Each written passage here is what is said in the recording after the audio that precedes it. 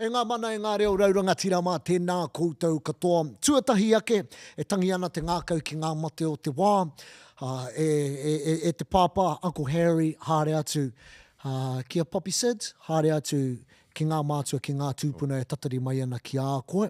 Ka hoki mai ngā mihi ki a tātou te pito ora, ko hono mai ki tēnei hōtaka o tātou. Something for the people, tēnā koutou, tēnā tātou.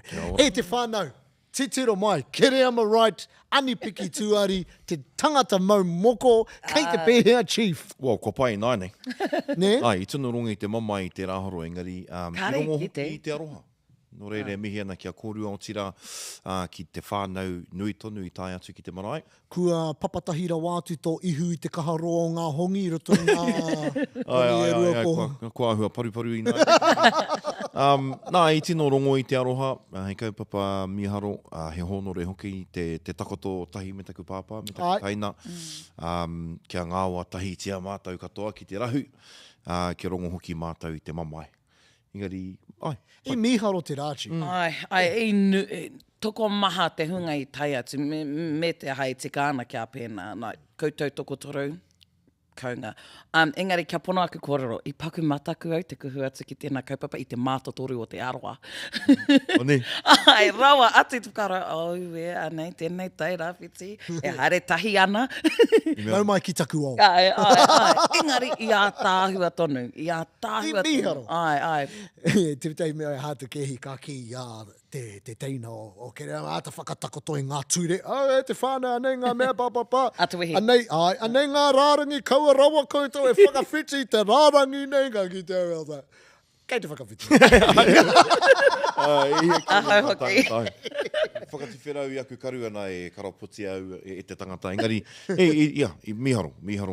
Nā te mea me pono te kōrero. Kino te mamae. Ai, tēnei wahanga. Ngā tata ki ngā pongaihu. Engari, me mihi au ki a Kingi Pitiroi. Taku parata. Taku huataka tāpu, engari ko ia taku tohunga. Ki a Papahemi te pēti, nāna tā pāpā mataora i tā, me hōhua rau ko Piwiki, nā rau a manawa. Me kore ake mātau i a rātou. He miharo. Nā, i te whānau, he nui ngā kaupapa. Kua puta i roto i ngā rangi ko hori atu nei, hei wānanga mātātou. E rangi mena rai nei kei te whakarongo koutou mārunga i ngā podcast, i ngā pairewa papaho katoa, kei te mātakitaki mārunga i a Pukamata, YouTube, ki hea rai ni, like, heart, subscribe, ena mea katoa. He āwhina nui, kamatu, kua ki te hau i ngā nama, tino, piki ana ngā nama. Nō reira, tēnā koutou, tēnā tātou. Hoi anō, hei huaki ake i ngā kaupapa, anei te wāhanga e kia ana ko something for the Pūrongo people. Ai rai te iwi hei whakaupoko ake i wā tātou karere i tēnei wiki ko te Gang Legislation Amendment Bill tērā kei te whakahorohia i te whare pāremata i tēnei wiki ko tana pānuitanga tuatoru. Ko te whaia tēnei pire he whakaua taumaha i te wāhi ki o tātou whānau kenge. Ko tētahi o ngā ahuatanga e tohea ana e te iwi mōtika tāngata i tēnei wā. Me he mea ka mauheretia, ka whainahia rānei tētahi tangata e toru ngā wā mo te mau i tana koti, tana korowai ai ki a rātou. Ka whai mana rātou ki te haere ki tōna whare. Ka re whakaitia te kitea, te maurane i tētahi gang patch i te kāinga, i roto hoki i tōna waka. Koera te whai a nāhinara i tēnei wākoe, tahi kei te māharahara ki tēnei mahi a te minita Paul Goldsmith, nā te mea kei te takahi i te human rights, i te motika o te tangata. Kei te tuku, kei te takahi hoki i tēnei mea i te freedom of expression, ko te presumption of innocence, me te tuku i te mana ki ngā pirihimana ki te urutomo poka anō atu i ngā whare o tātou whānau. Koena te tino whainga o tēnei pere, ne? Kei reira, koera te tino wānanga. Horoko aku raru ki tā rātou pīrangi, ki te aukati i ngā kenge, ne? But enei ture e ki ana, kei te rārangi, ne? Kei te pirihimana te whakatau, really? tēnā penga ki te i tō mata ora ka whakaro nā te, he kenge te tangata nei, he ana, te kuhu ki tō whare. Koera te maharahara hoki o te momo i a Eugene Ryderma, o etahi kāre te puni kōkiri i whakai ki tēnei, kāre hoki etahi atu o te mana tū ture, i whakai ki tēnei narunga i era momo ahuatanga. Nā reira, kei te mohi o tātou ko wai i whakaitia ki tēnei kia puta tēnei pānuitanga? Ko te kāwanatanga tēnei kei te whakahoro i tēnei ture. Nā rungi i tō rātou whakapono ko te nuinga o ngā mahi hara, kei te whakaoti, kei te whakatutuki hia i ngā kingi. Kamutu i ki te au te wānanga a ngā kei reporter i kaha atete ki te minita. Mo te rerekētanga o te koti me etahi tohu. Tino kaikiri, ne? And hei tāna, e pai ana ngā tohu, e rangi anō ngā koti, ne? Nō reira, ki au, ka kita au i tērā whakaro, he mahi kaikiri tēnei, ko tētahi tohu, e mau ana e te nuinga, ngā i kiri parauri, and ko tētahi he kiri maa, hea te take, ne? Ai, koera etahi o ngā maharahara, ne hea te rerekētanga e ai ki te kuare, o te tohu a whangārā mai tawhiti me etahi atu. Kei a rātou te tikanga. Nō reira, hei tēnei wiki tērā ka kōkirihia ki roto i te whare. Kaupapa rua kei tā wāhi a hana rāwhiti mai pi Clark, e kohi ana i te tohu One Young World Politician of the Year. Yay, hana! Moana mahi, ai, nō reira e mihi ana ki a hana o tina, ki a tana pāpā, ki a pōtaka, me te tini huhu atua no, i whakaawewe, ona kaumātua, tana kuia me tana kraua. Tōna māmā no hoki. Tōna māmā no hoki i te rangatira o ngā mahi. Miharo. Kaupapa toru ko te Māori Education Ministerial Advisory Group, ko whakaarahia e te kāwanatanga e Erica Stanford, te minita i ngā take mātauranga. Ko te upoko o tēnei, ko te heamana o tēnei ropu, ko tākuta Wayne Ngata. Ko Olivia Hall, ko Dame Georgina Kingi. Oh, Miss Kingi. Ko tumuaki o mua, ne? Taku tumuaki o mua, kamatu ka ote i aia tana tūranga ki hato hoipa i tēnei wahanga kura. Nera? Ai. Tana taumutunga tēnei? Ai, well, tana wahanga... Eri tai ana, e ha? Well, te aho nei kau. Hoi anō e eri tai ana i te kura. Ai, ko rātou ko Will Wickman, ko tā rātou mahi he arotake i te angi tū o ngā tamariki Māori, kei roto i ngā te rāngai mātauranga auraki.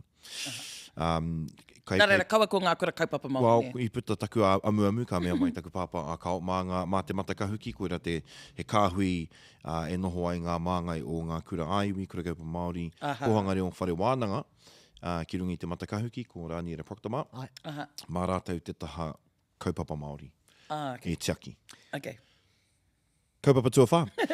Blackface incident i Matamata. Nā i ko tuku whakapāha te RSA i Matamata mō tētahi o ngā pōpatapātai quiz night i tūki reira. Ko te kaupapa o te quiz night, ko te mā me te pango. Black and white, ne? Black and white, engari ko tētahi o ngā tāngata i haere ka peitahia tana kanohi ki te peita pango. I amu etahi. Ki o whakaro i te mōhi o te tangatara ki te hohonu ana mahi? Aua. Kei te kōroro tātou mō Matamata, nō reira kuni pia ai. Ai, kāre au i te tūmeke. Ai. Hoi anō whakaro anau. Etahi tāngata, kāre i te whakaro pēra, ne, nō reira. He kuare no? He kuare. He hātakehi, ne. He privilege hoki. He privilege. Koia. Engari, ko te mea hātakehi kia anei pia i e whakaro ana, ka riro i au te tohu. Te tohu, e wikitori, e tohu ana kua rangatira taku. Wow. Te tuki, te theme o te rakaupapa. Ka wikitori ahau, me ara wake, me apologise ahau. Engari, koia anake pia te mea i maia ki te peita i tōna. Kaupapa tuarima e karanga ana, e whakahau ana Andrew Good i tētahi kai pāpāho auraki. Kia tuku whakapāha ia kia Cliff Curtis i o ngā tirongo mai. Mō tana whakaara i a Uncle Bully. I a rāua e kōrero ana mō tētahi kaupapa meke i ngā rangi o Kioki nei. Me mātaki pēr tātou i te kiriata, ne? Anei te kiriata. For all of our viewers watching right around the world, for those of you who don't know, Cliff Curtis is one of the actors here in New Zealand we're very, very proud of, obviously. Most famous, obviously, here is probably playing Uncle Bully in Ones for Warriors. He certainly put on a show out there tonight. Yeah, thanks for that, bro. Tell us a wee bit about what this boy's future has in store for him. Sorry, you just put me off there. Sorry, sir. Tell us a wee bit more about spirits from the past. I beg your pardon. Tell us. He hawa kōrero whakaro. O ngā kiripuaki katoa, Kua whakaaturia, kua whakarihia e tērā rangatira a Cliff Curtis. Right. He hai whiriwhiri ai tēnā tangata. Avatar, Training Day, Ai. ara no atu. Colombiana, katoa. Yeah. Kei roto i e ngā kiriata mano rau. Ai. Nō reira, kei te kietahi, he mahi kaikiri, he mahi rawa pāmi atu. tēnei nā Andrew. E whakahua ana ia kia whakapāha, nō reira Andrew. Me he mea, kei te piringi koe kia whakapāha koe ki rungi tā tātou hōtaka. Nau mai. Nau mai. A tērā wene rei. Harapia te tauira anō, mena ka whakarohia te blackface incident i matamata ko tēnei. Kei reira tonu tērā noho kuare o tēnā iwi. Ko taua wairua tonu ne, he kuare e rangi tērā pēr, kei raro, i te kahu o te wai. E hara i te mahi kuari. Mōhio tonu a Andrew. Ne? Ki tāna i whai ai. Pera taku whakapono. Ne. Kaupapa whakamutunga e te iwi, hei tēnei praere, ka whakamānutia te matatini o ngā motu. Ka tū tēnei hui, karau te tino mōhio ki tōna pūtake. Engari, hei whakamānu i te kaupapa, ka tū ki reira hei te tau e tūmaine. E pirangi anau ki te haere, e rangi karau te mōhio. Tēnei kaupapa? Ki tēnei kaupapa. He site visit. Ai, Ki te ate te wāhi. Ka whakamānuhia anō hoki ngā tīkiti. Early bird tickets. Koira. Nō reira, Karakui te tū i tēnei matatini. E ngā nāna ki te whai wāhi ki te kapa, kāri au te kōwhiringa, ne? Hoia, e hari te mea ritau kia kōrua, ngā tutors nei, e tūtū a noho nei. E whakapono ana haka whai tū. Nei, whakapono. Hoia no, he site visit kei reira, whakamānuhia na ngā tīkiti, he paku press conference anō hoki. Ka whakangahau ngā kapa o te kāhui maunga, ka waiata hoki i a poie. Ka horaina te rārangi i ingoa mo ngā kai whakawā. Nō reira, Tere tēnā. he nui ngā, he kaupapa anō tērā, he wānanga pia mā tātou a te wenere tū mai nei. Hoia no, he nui ngā kaupapa e puta ana, nō reira, kia kaha tātou ma. Ai, kia kaha tātou. Nā, whakamutu hei whakatepe ake, Encantore o Māori kei ngā wharepikitia puta i te motu, haere e te iwi haere a ngā tamariki, utua ngā tīkiti. Me Shrek reo Māori, ka whakamānuhia e Māori land a te rātau. A te rātou, miharo ne. He koe nei te tuatahitanga. E moke anau, e tū moke anau i tēnei wāne, anō nei ko hau te Māori kotahi, kaore anō kia kite i a Encanto. Nō reire, haere atua a popo. Haere a ngā tamariki. Ka pai, ka mātua e konei wā tātou, purongo, kia ora tātou. Kia ora. Tēnā koe bada, he nui ngā take hei wānanga mā tātou, nō reira, anei te wāhanga e kia ana ko something for the kaupapa people.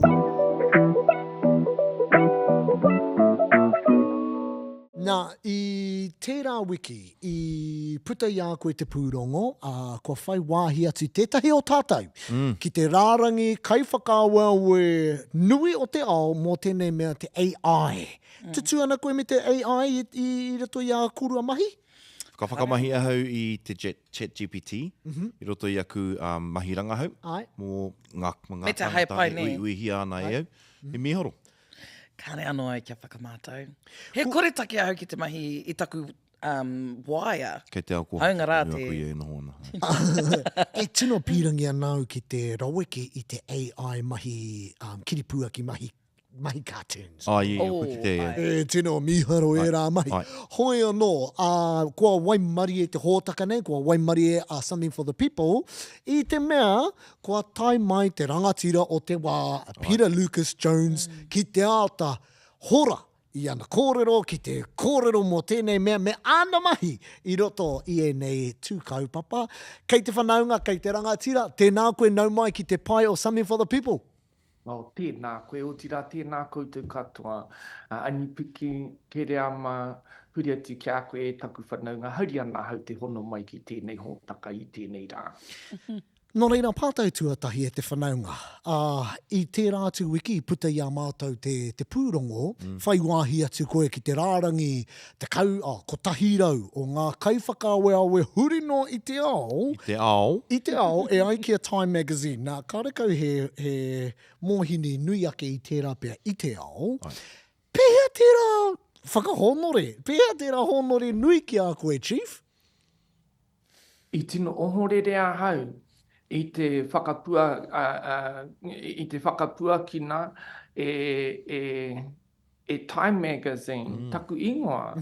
Whānau mai ahau I kai taia. Rereke no atu te wāhi whānau mai ahau I te wāhi e noho ana hau I tēnei rā.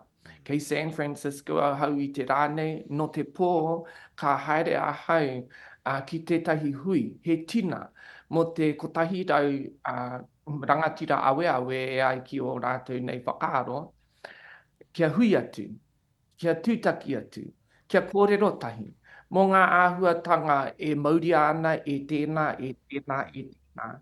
O reira, I o horere, I whakahihi, pai ahau I te āhua o tō mātou kaupapa o te reo iriangi o te hiko o te ika.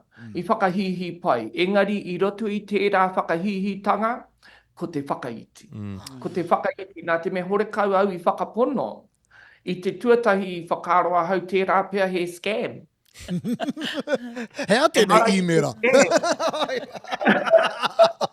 Hei, kia pakuruku a hau ki roto I te kaupapa e kōrero nā koe.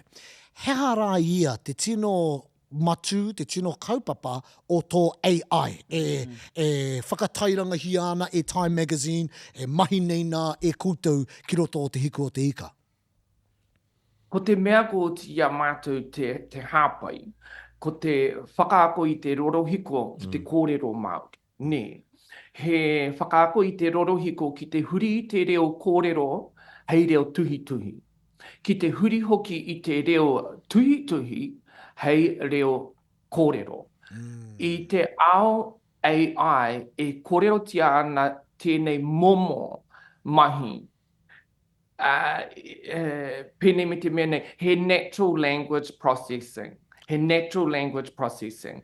He maha ngā mea ka taia I nā e tika ana te kounga o te mea e oti ana Yahweh. I roto I te natural language processing. Neke atu I te iwa te kaumārua paiheneti, o te wā e tika ana te mea ko tia mātou. Nā reira e mea ana te Pākehā he 8% error rate tēnā. He maha ngā mea ka oti Yahweh I nā hiahia rātou ki te whakamahi I tēnei mea mo te voice dictation, te rapia, te transcription service, I nā titiro koe ki te ao o te hunga wahangu. Ai. Ka hiahia rātou ki tētahi reo Māori.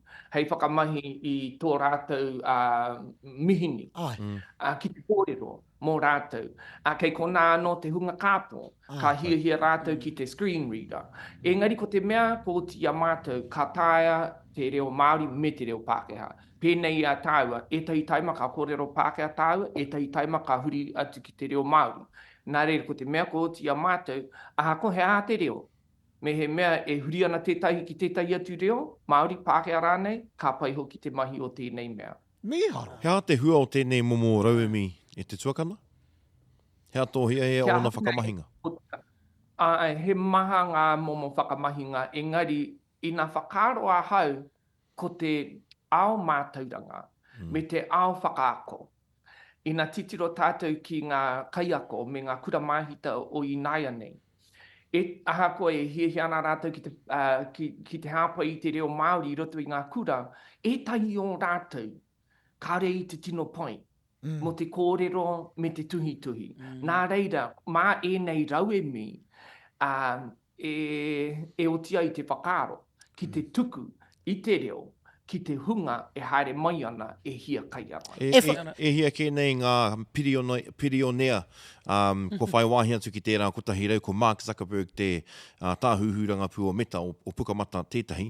He māharahara o kei riro o te mana o tō tātou reo ki ngā kamupene nui pērā I a meta ki te kore tātou e karawhiu I tēnei mahi? Ai, kua roa hau e kōrero ana mo tēnei mea te kaitiakitanga. Nā hoki whakamuri oku nei hakaro, hore kau o tāua nei mātua I hikoi, atu I te rerenga wairua, tai atu ki pōneke, kia riro mā te Pākehā e nei kaupapa e hāpai, kia riro mā ngā kamupene nui o te ao, e nei mahi e hāpai. Aha koa ngā mahi ko oti a mātou, ko tētahi o ngā huarahi e takahia ana e mātou ngā kaimahi, ko te whakatupu tūranga mahi. I roto i tēnei ao hangarau.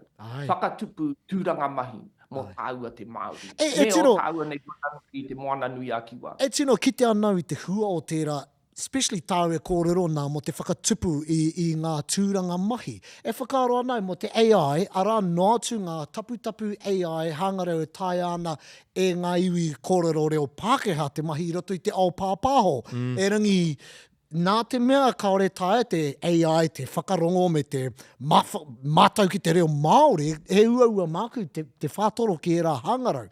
I aia nei, kei te whakaakoko i te rorohiko ki te kōrero Māori, ka pai, tai au te whakamahi. E miharo. Kia ora e te tau, tēnā koe. Kāore e kore, koe heipu mai tēnei pātai, ki mua i a koe tēnei kōrero mo te kaitiakitanga. Nā, mo te hunga e whakaaro ana kao, kia kaue aro atu ki enei momo hangarau, kei raru, kei tāhaingia pia ngā kōrero tuku iho, a tēnā. He hapea ētahi o ngā rautaki kaitiaki a tō kamupene mo tēnei kaupapa, o kaimahi. He pātai pai tēnā. Kamutu e harama te huarahi kotahi. E oti ai te haerenga ki te wāhi e kōrero ana koe. He maha ngā huarahi. Ko tētahi o ngā huarahi ko te raihana raraunga. Ko te mea ko oti a mātou, i karangahia e mātou tēnei raihana he kai tiakitanga data license. Mā te pērā ka oti a tāua te mea atu ki ngā tāngata katoa, kaua e whakamahi e nei rauemi mo te tūkino i te iwi take. Kia ora. Kaua rawa e whakamahi i e nei mea mo te surveillance. Kaua rawa e mahi i e nei mea ki te whakarongo atu ki ngā whānau me ngā hapu e kōrero ana mō ngā huarahi e oti ai ngā mea e whakaro ana rātou e tika ana ki tō rātou nei whakaro. Kaua rawa e tuku e nei mea kia discriminate nia o tāua nei whanunga. He maha ngā mea pērā e whakaro ana mātou. Engari kei kona anō te tuapapa. Kei kona anō te tuapapa e hipokingi ana e nei mea katoa ki runga i tēnā tuapapa. Ko ngā tikanga Māori ēnā. Kia ora. Ko te mana motu hake tēnā. Ko te mana motu hake, kaua mō ngā ture anahe, engari mo te raunga. Ka hore he data science, me he mea hore kau he data. Tika. Ko ia he mea ana, whakarohia tēnei me te data, pēnei i te whenua. Mohe ana tātou, ko riro te whenua. Ka haere mai te wā, ka kite rātou, he moni ka mahia, me he mea ka mauria te reo, me ngā tikanga hoki. Wena ko tāpu, puritia. Puritia, kaua rawa e tuku kia poka noa, kia poka teka, kia poka wāhi rānei. Kia ora. E te whanaunga e mihi ana ki a koe, ana me kua tai ki te wā hei whakarāpopoto i a tātou kōrero. He miharo. E tāia nau te kōrero mo te haura katoa. Pata anō take. Kua pōtia koe te waihanga i tēnei siri reo Māori nei, he aha kei tua. Koera taku pāta. He aha kei mua ki ara. He aha ngā kaupapa e waihanga tia nei koe i nāia tonu nei. E hihi ana hau ki te whakawhanaunga atu ki e nei tāngata. E miharo ana rātou i te ahu o te Māori. Me pērā taku kōrero. Ka kite rātou i a tātou. Ka pai ki a rātou te maia. Ka pai ki a rātou te āhua o tō tātou mana āhua ake. Hei tā rātou, he tino authentic koutou. He tino authentic koutou. Nā reira, tēnā tētahi āhuatanga pai ki a rātou. Nā reira e hihi ana hau ki te kōrero. Ki e nei tāngata, tērā pēr ka toro mai o rātou ringa ātawhai ki te kaupapa e hāpaingi ana. Mohe ana koe, he tino hohonu rawa atu ngā pūkoro o ngā Pākehā. Ai. Toro atu. Me toro atu tōringa. He wāhi pai tira, hei whakarapopotoa. E te whanaunga e tino mihi ana ki a koe. E kōkiri nei tēnei kaupapa. Hei paenga, mā tātou. Arā noa atu, e kite anau ngā huarahi hei whai mā tātou e rangi kua roa pēr te iwi Māori e tatari ana kia kōkiri tētahi. I enei momo mahi, e mahi ana e koe, o tira e koutou ko tō kāhui. Nō reira, mihi ana kia Time Magazine i kite, i te matu o a koutou mahi, e mihi ana kia koutou e kōkiri tonu nei i ngā kaupapa hei oranga mo te iwi Māori whānui. Nō reira, kei te whanaunga, ke pai te tina i te pōnei, ne? Ke pai tō mirimiri ngā pūkoro o ngā tini Pākehā me a rātou moni nui. Hei painga mo te iwi. Kia ora, ngā mihi nui kia koutou. Ngā mihi tino pai ana kōrero. Pēhia o kōrua whakaro. Miharo. I haere ia ki te hera hui reira ngā pirionea o te ao i New York, i Silicon Valley, i Kaitai anō hoki. E miharo te Me te hae, tino mārama ana ki tēnā hea kia noho tahi ki te whakawhanaunga atu me e nā tāngata e whai huruhuru. Ana kaupapa, nā te mea, he ua tēnā mahi, kua mārama a hau ki tēnā mahi me te ua o tēnā mahi, te whai huruhuru mo tō kaupapa. Tika. E mahara nau i tē rātou, te ringa tuarua, i runga ia Something for the People, i ui a hau i kiri kōwhai. Nā, i te puenga mai o te kahuira rauma. Nā, he tika ana kōrero, ne, mo te e pīrangi ana mā tātou. E nei raraunga, mā tātou tēnei whenua, e tiaki o tira e kōkiri anō, ki nō reira mihi ana ki aia. E pīrangi anau ki te kite i etahi o ngā hua ka puta i tēnei haerenga ona. Ko te honga miharotanga o ā rātou mahi, he mea kohi e rātou ngā pātaka kōrero o te hiku, o tira o te motu whānui, ngā kau toru te kaukopa he monei, hei raraunga mo tēnei rauemi, ne? Nō reira, ko whakamahia ngā kōrero o mua o ngā rangatira tāhe mihenare mā o te taitoke rau, ko whakarau atu ki tētahi mihini, anā mā reira tēnei mihini e kōrero. He miharo. Tino miharo, Kura e tiro mai ana anō nei. Te painga, ko te Māori kai te kōkiri i tēnei kaupapa. He pātai tāku kia kōrua i te mea e hara i au taku tīkiti toire o Māori. Kāre hoki au. Engari kei te mahi tonu kui ngamai. He māparangara o kōrua ne, kai riro e nei mahi whakamāori i e nei momo rauimi? Ai. E pērā ana i tēnei wānei huri noi te ao, ngā reo katoa, ne? I haere, i taua hui YouTube i tainei māo ko kahurangi, e pērā hi ana real-time translation live videos. Nō reira e kōrero Pākehā te tangata nei, he pērā rawa te tere o te huri i te reo ki te reo pāniora.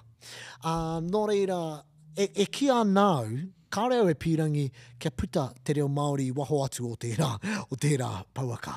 Nō reira e pīrangi anau kia whai wahi te reo Māori ki roto i era āhenga, ki roto i era me, e rangi mā te reo mā te tangata Māori tonu, tēnei mihini e ako, e whakahaere. Nō reira e mihi ana ki aia, me mahi i tēnei. Kamutu, kua ra weke au i e tahi wana rauemi, te transcription service, kei aia, he miharo. I think ka hoki anō ki tēnā whakaro ona e kōrero hiana mo tēnei mea te hunga i waho atu o Aotearoa e mea te ana ko te Māori, kei runga no atu rātou.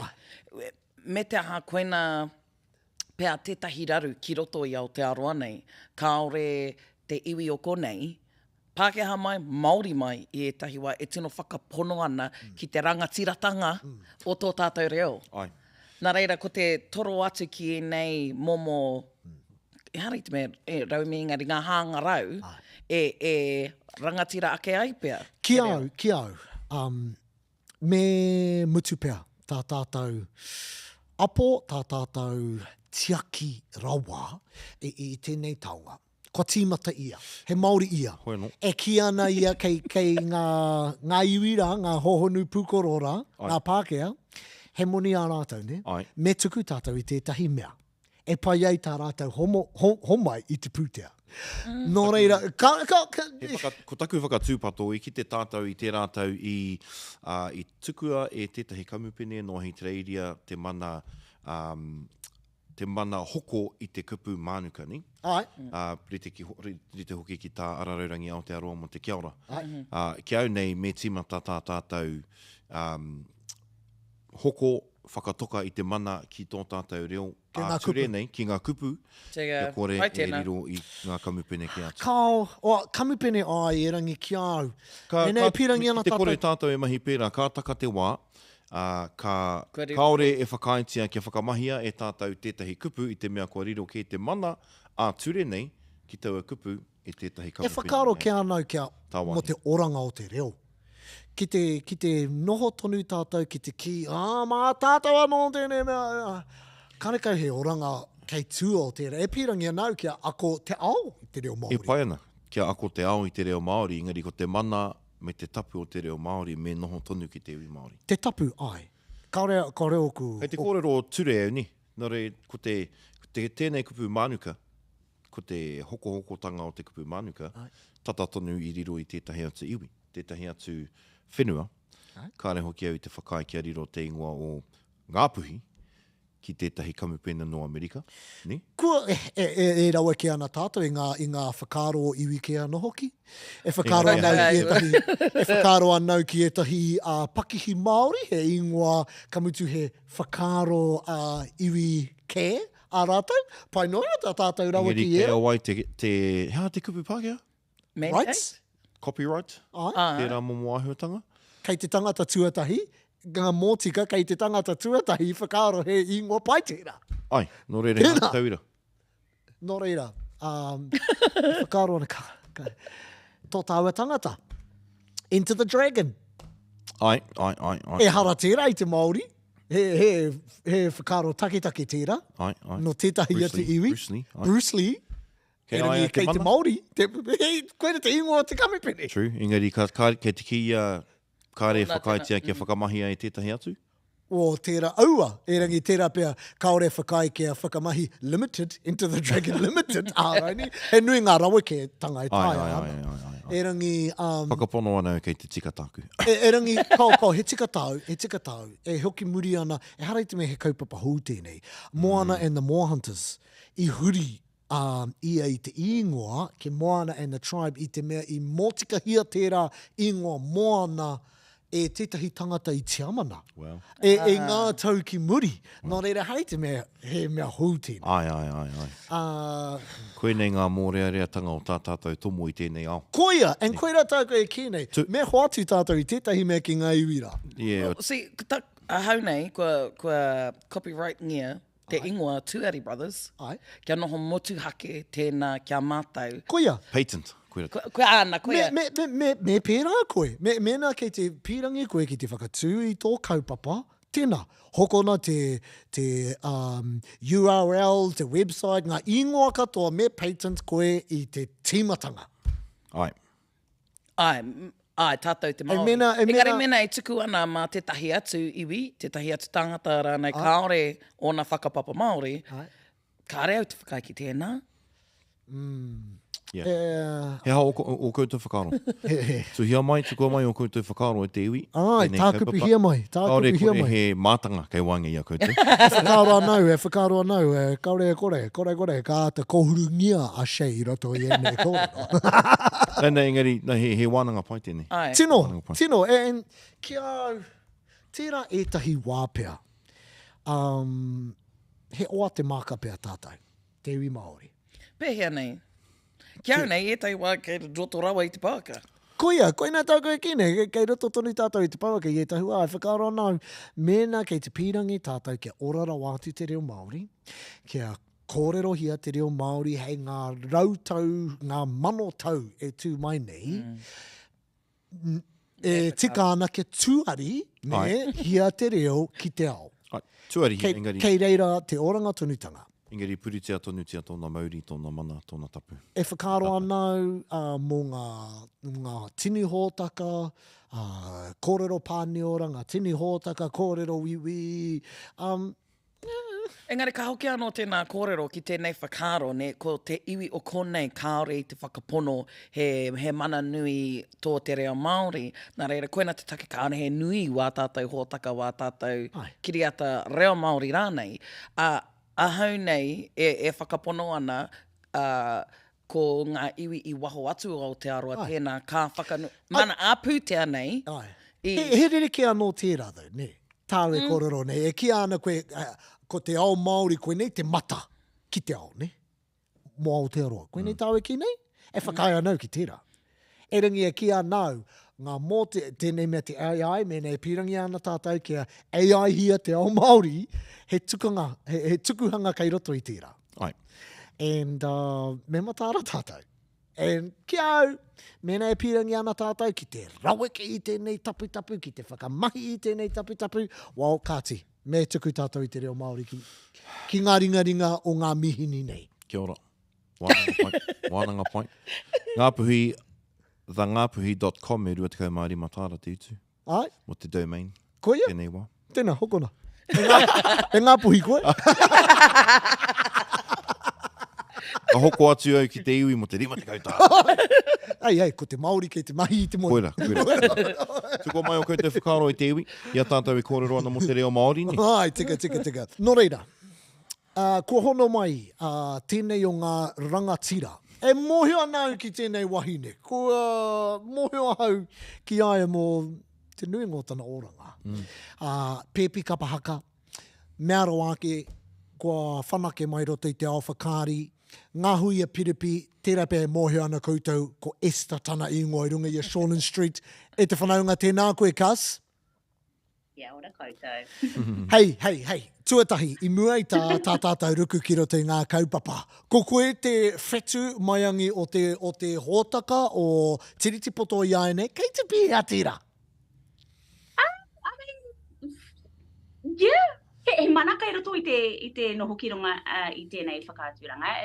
It's terrifying at the same time, too, because, you know, our own like to judge sometimes. And so you have to tell the good and the bad stories, and we don't have any control over much of that.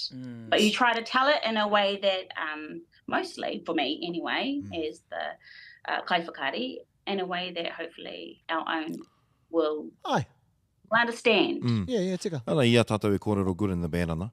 E pihena kia koe te tuahine me tēnei tūranga teitei koe ke nei e koe. Kua ki te koe I ngā kōrero a te iwi runga I ngā pai pāhopori mo te scene. Te scene I puta I Shortland Street e pāna ki te wiki o te reo Māori. Whakamarama mai te horopaki. Ai. Me te poke-pokenga mai o tēnei scene mo te hunga kuare. Well, ko te horopaki, it's mirroring real life, ne? Yeah. And ko huri ki te reo Pākehā, mostly because I want everyone to understand what it is. And I think it's just mirroring what's happening in Aotearoa at the moment. Yep. That's it, really. And it's the beginning of a storyline, so it hasn't quite ended yet. Yes. It's still ko te wiki o te reo Māori, and we're not at the end of it yet. But I think it's just telling the good and the bad stories of what's happening. Yeah, we've seen some comments online about the tāne and aroha mai karo te mōhio ki tōna ingoa character, who kei te aki ia koe, o kei te whakawā ia koe mo tō pākai, ka tautoko I te reo Māori. Aki I ngā kaimahi kia kōrero Māori. Aha koe he Māori hoki ia. Yeah, aha koe he Māori, kōrero Māori hoki ia. Are we overreacting here? Absolutely not. We're not overreacting because we all feel the mamai. We all feel the mamai, especially being Māori. You feel the mamai that's out there for a lot of Aotearoa right now, and some people are being suppressed. And I think Shortland Street's just trying to tell that story within our little fake hospital, you know. So no, absolutely not. We're not overreacting. When I saw that scene, when I saw the video clip, I was like, I'm clearly not seeing the whole thing. Ne? There's clearly more to go. But I was like thinking, like te wiki o te reo Māori, tērā, but it kind of felt like he's a guy trying to won over the CEO, really. that's what he jumped in. Well, it turns out he's actually her boss. Oh, okay. That's kind of where it is. And so while she might be the boss of Shortland Street at the moment, he's come in and he's trumping her, and then she's like, well, hang on a minute. He Māori koe, he tangata kōrero Māori, and you're in here kind of like undo all of the hard mahi that many of us are doing. Yeah, I think some of our whānau out there are feeling like, potentially this is sending the wrong message to our whānau. It's that whole Māori versus against Māori. I can understand that to a degree, but I feel like it's a story that needs to be told. We don't only want to tell just the rainbows and butterfly version of everything that happens in Te Ao Māori. And I feel like sometimes it's Māori against Māori, and it's not what we're trying to sell here. It's actually we're just trying to show what the difficulties are for Māori who are in positions of power, probably. Kia ora. Okay, cool. Nō reira, e te tuahine, and I really want to mihi to you because, you're the superstar and you got some more scenes to shoot. Nō reira, if we are talking about there is more to come and there is a wider context ki tēnei tohe, what is still to come then? Ko te wiki o te reo Māori tēnei. More te reo Māori, you'll have to watch. Yeah. Ko te wiki o... Yeah. So, No, but pono, and koene te pai o tēnei hōtaka o tātou, or something for the people, is that we get to wānanga these kaupapa and our audience get to feel like they're involved in the wānanga as well. Nō reira, ki a koe, what is still to come? And how do we tūwhiti ngā hopo kei konei? Ooh, what is still to come? How can I say something without giving away too much? Other than watch to see what is coming. The theme for Te Wiki o Te Reo Māori I tēnei tau, ake, right? Yes. And I'm not sure where we're at in terms of our storyline so far, but it's around it's kind of around the signage and, having Pākehā only signage is sort of part of our angle. And if I'm going to say the theme and how we're trying to keep to the theme is, it might look like it's going, here we. No, kai reira, mo ake. I like it. It's a little bit of a hint to try like yeah. We know you've got one of the producers on your shoulder there, so don't say too much.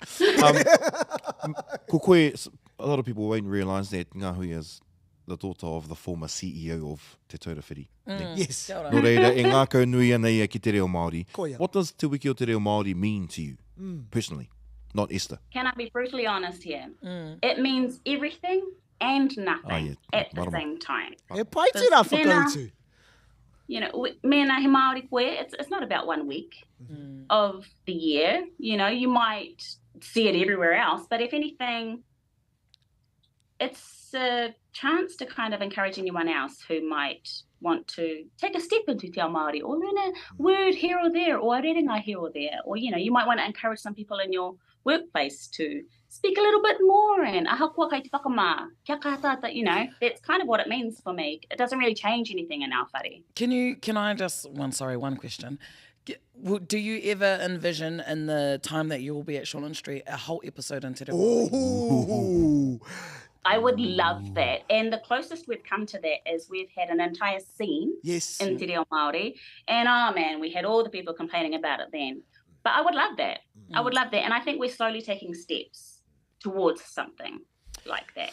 Well, e te tuahine e mihi ana ki a koe, tino e whakahihi ana hau. Ki te kite i a koe, tātou, ki te kite i a koe, me ngā taumata, koe ke nei koe I roto I ngā tau, e mahara nau, ngā mahi, ngā momo auditions, e rā mea katoa I oti a koe, ka mutu e tino mihi ana ki a koe, ki ngā tamariki taku I rā mutu o Wairea, it's beautiful kas, nō reira, e hoki ki te mahi o mahi, whakatairanga I Te Reo Māori, and then when you get that full episode of Te Reo Māori, we can all come in and tautoko. Yeah.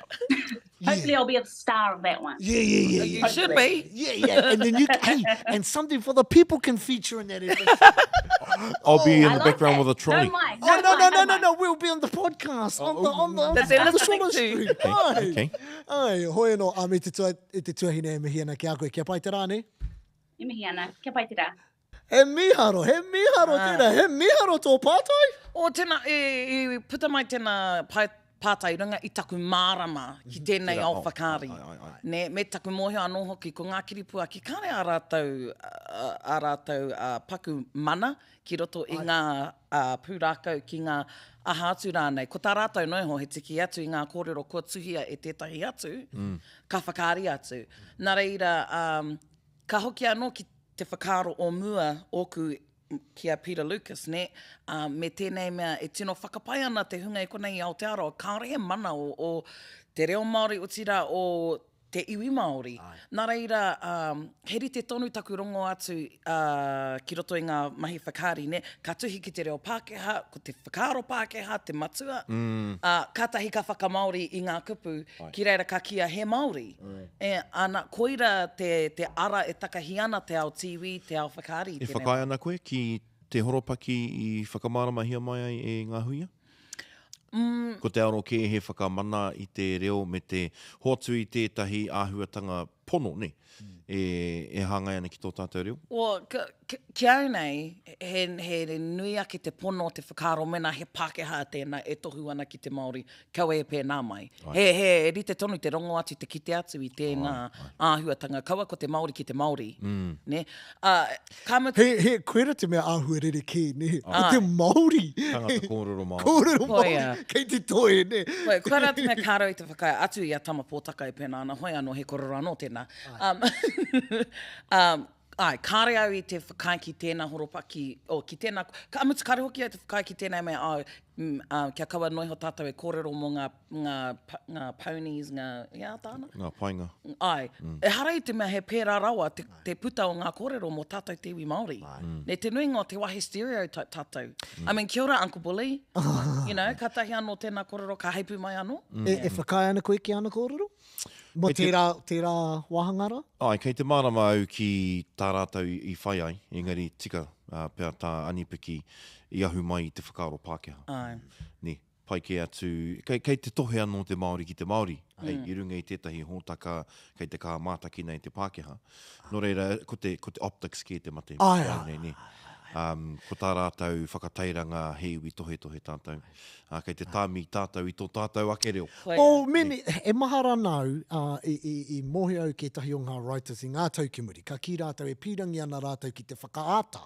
I te ao huri, ne? Whakaaro nau, kei te pērā tama pōtaka ki a tātou. E mahi ana mō nahinara.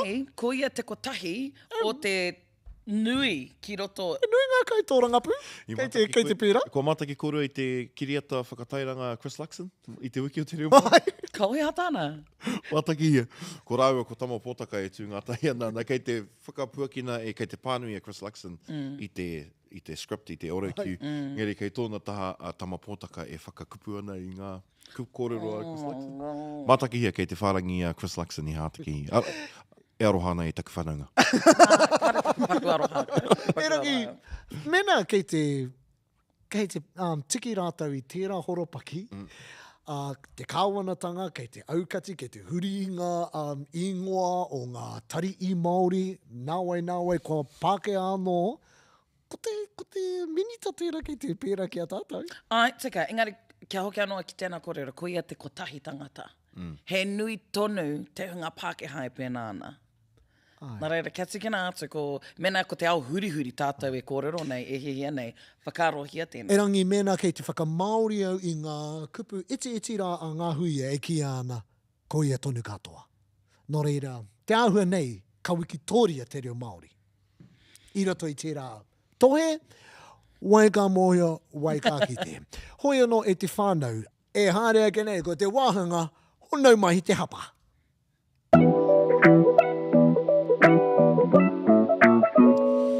Ko taua wāhanga nōra e te whānau, e te tiro atu ai tātou. Ki ngā hapa o tērā wiki, hei ako mā tātou. Hapa tuatahi, anipiki! Kia nei, koe nei te hapa tino kino rawa atu, nā te me katahi anō au kā kōrero mo tēnei mea te whakaaro Pākehā. Nō reira mea ai, me kōrero tātou. Ko ētahi i te pupuri tonu, i te kōrero kare a roto a anipiki, e ki ana Dr. Ana Hahini, he whakaaro Pākehā tērā. Anei, koe ki te mahi pupuri. Ai. Aore tai te pupuri. I ngā kare a roto. I ngā kare a roto. Pupuri au i te kapu. Anei tēnei tokoru e kā kōrero hi ana tēnei hapa, tēnei wā nā te mea he tuatahitanga tēnei. No. I ngā wā o mua e paku story tēnei. Ka uri hare, he kino tēnei. He kino taku mahi. Ka huri... Mahia. E rangi ka huri hare ahau men ki ngā kaumātua, ki te grade, i te pai o Apātai ahau ki ara te, matua, pēo tō whaka Māori i te hold your breath. E rua ngā kaumātua i tika. Komoku kaumātua e rā. He kino tira. E rangi koene hau e ki ana, kei te mōhio e ki tēnei tū. Pai tonu ki au te puritia tōha. Kau, i te mea, kaore tai te grab i tōha. Marama, engari, kei te marama tonu e te kōrero. Kau. Puritia tōha. Kau. Koe no. Kaore tai tērā. Puritia tērā kōrero. Puritia Hapa tonu tērā. Ko etahi, anei ke te mea tika, te whakaaro Māori, ko etahi i te kuku tonu. Ai. Me te marama hoki o tēnā. I te u. I te u? Ia, ai. Ka pai, hapa tuarua. Shane. Ai. Ia rātou e waere ana while they were being cleared. Ai. Rere mahi versus rere hāngu. Ia rātou... Wairea he rere hāngu. Oh. Waere. Waere Ai, ana. waere. Oh. E whakaaro ko te waere ai. Ahu Koere hoki, te mea. ahu hoki. No Karo reira. mohi o he hāngu tēnā kupu. Te waerea, he waere. Ki te mea tika. Kia ora. He mea hōtira. Tēnā koe, tāku tāna hei. Tēnā koe, tēnā koe. Tuatoru? Ko shei anō. Nā Shane. Wi. Ai. O. Kei ia iwi tōna anō kaupapa. Tāna anō. Ai, ko te tāna. Nā te mea? He o tērā... Nā rātou te kaupapa. Te kaupapa, ie. He mahi, ne? Nā reira Nā, mea whakamutunga, kere ama.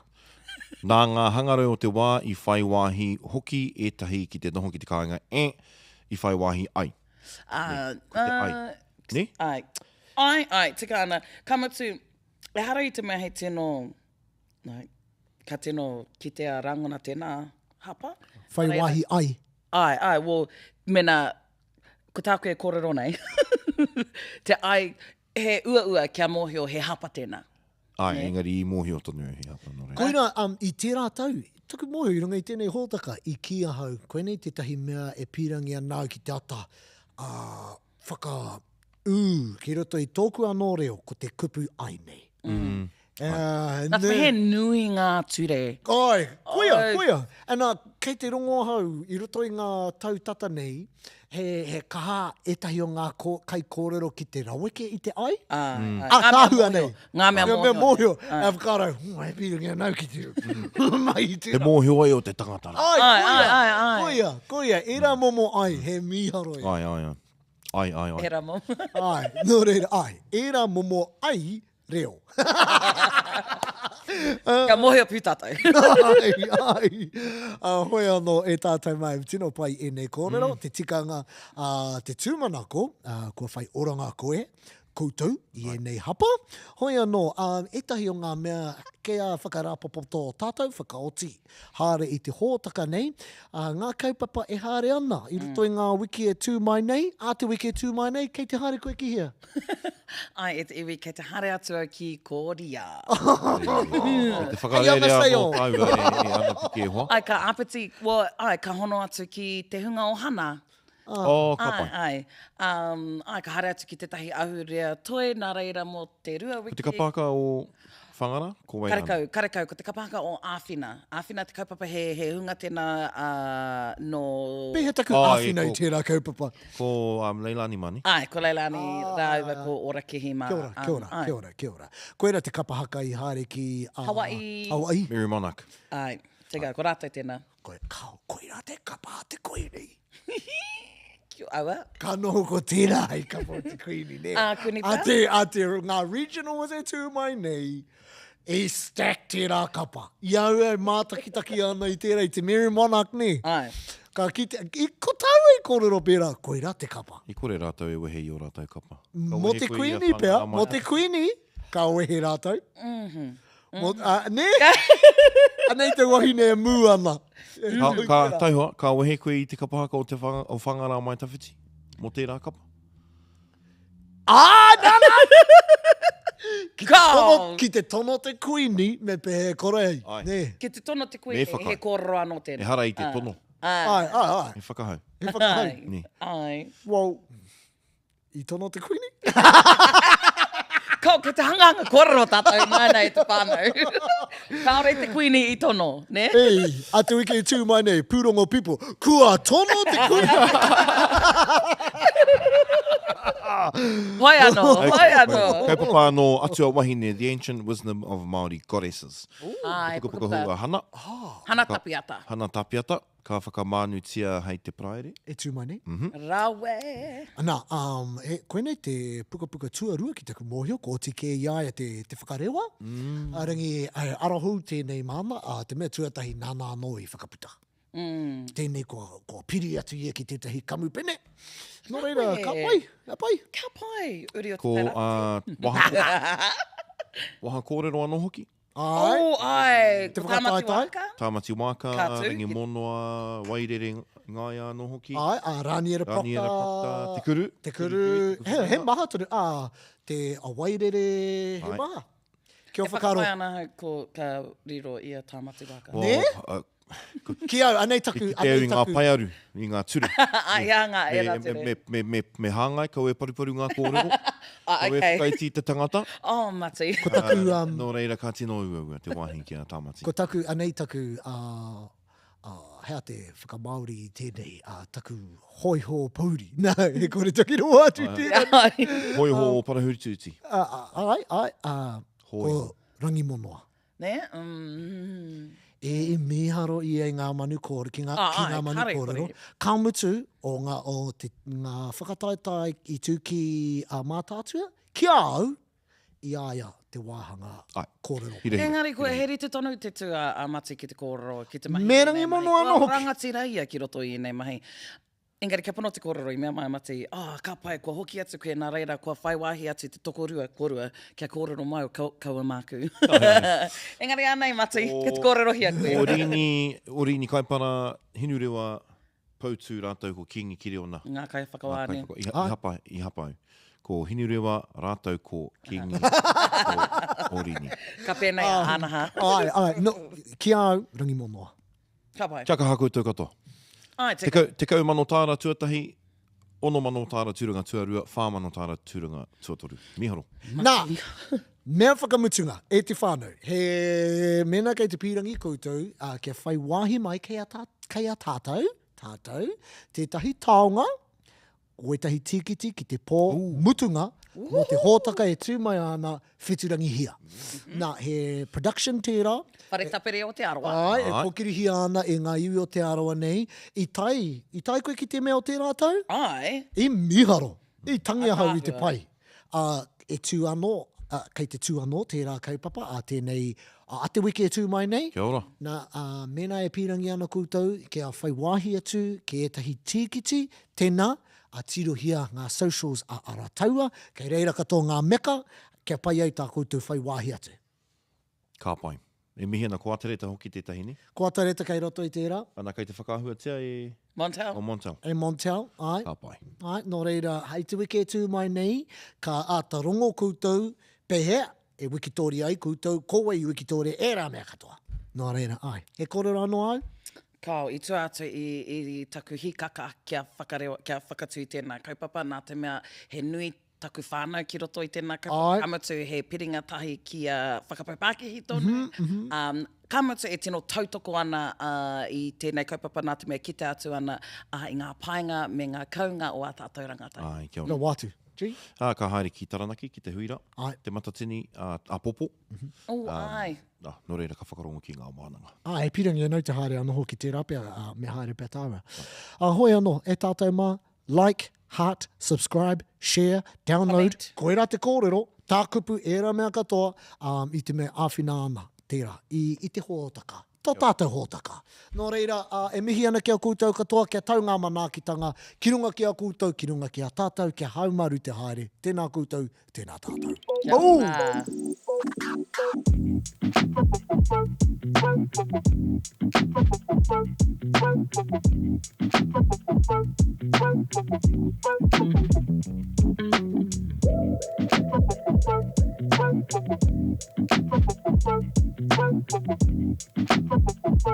Thank you. Tēnā.